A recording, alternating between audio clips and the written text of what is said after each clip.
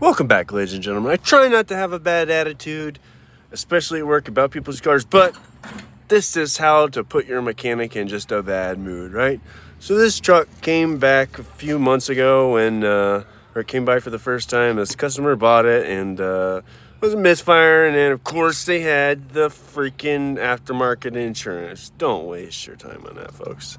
Sucks. So anyway, it had totally destroyed a spark plug, and all the ignition coils posts were completely corroded.